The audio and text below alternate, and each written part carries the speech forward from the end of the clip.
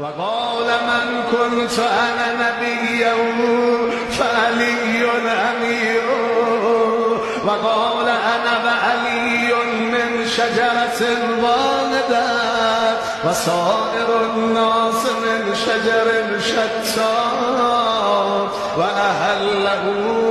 محل هارون من موسى